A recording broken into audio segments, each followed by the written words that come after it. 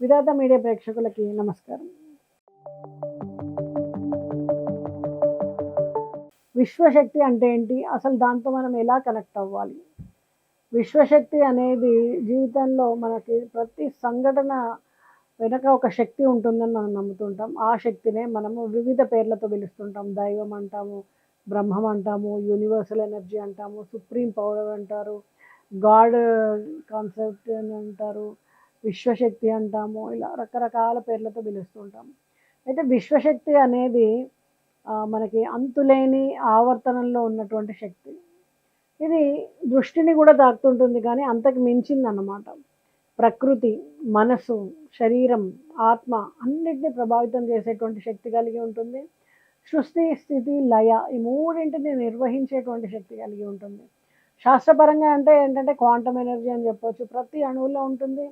మన శరీరంలో ఉన్నటువంటి ప్రాణశక్తి కూడా దీంట్లో భాగమే. ఉదాహరణకు ఒక మంచి ఆలోచన చేసామంటే విశ్వం దానికి స్పందిస్తుంది. ఒక పాజిటివ్ ఫీల్ అయితే అదే తరహా సంఘటనలు మీకు ఎదురవుతూ ఉంటాయి. అది లా ఆఫ్ అట్రాక్షన్ కూడా ఆధారం అనమాట.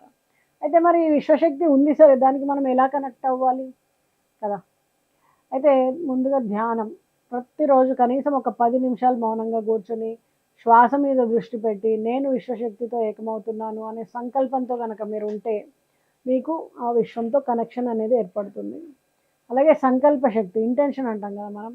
మీకు ఏం కావాలో స్పష్టంగా మనసులో ఉంచుకోవాలి. విశ్వశక్తికి సందేశం పంపాలి. అదే మీకు రిటర్న్ అనేది వస్తుంది.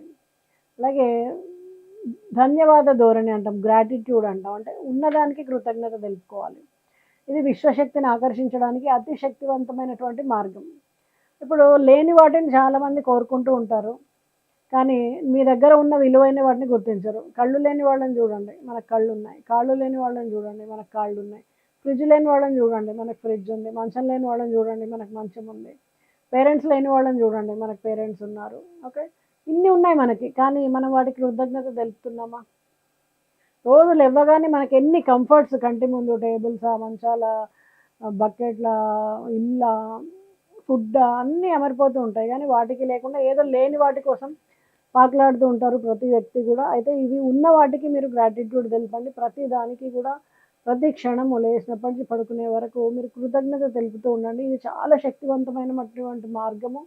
విశ్వశక్తి మీకు కనెక్ట్ అవ్వడానికి, మీకు ఆకర్షించుకోవడానికి. అలాగే ప్రకృతితో సమన్వయం. అయితే ఎక్కువ ప్రకృతితో గడిపేటువంటి ప్రయత్నం చేయండి. ఎందుకంటే అప్పుడే దాంతో మీరు ఎక్కువగా గడపగలుగుతారు, సమన్వయం చేసుకోగలుగుతారు. ఒక కనెక్షన్ అనేది ఏర్పడుతుంది.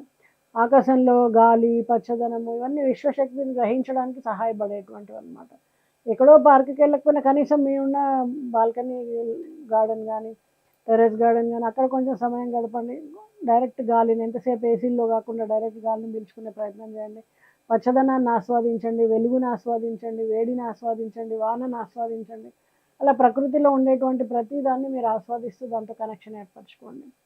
వీటన్నిటికీ తోడు పాజిటివ్ భావాలు, మాటలు, చర్యలు. అంటే ప్రతిదీ శుభంగా ఉంచుకున్నాము అంటే అదే తత్వం మీకు తిరిగి వస్తూ ఉంటుంది. మనస్సు ప్రశాంతంగా ఉండడం, ఆశయాల వైపు స్పష్టత ఏర్పరచుకోవడం, ఆరోగ్యంగా, శక్తివంతంగా జీవించగలగడం. ఏ పని మొదలుపెట్టినా సరే విజయవంతం అవుతుంది.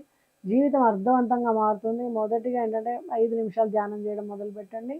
నెగిటివ్ ఆలోచనలు కాకుండా పాజిటివ్ ఆలోచనలు చేసుకోండి.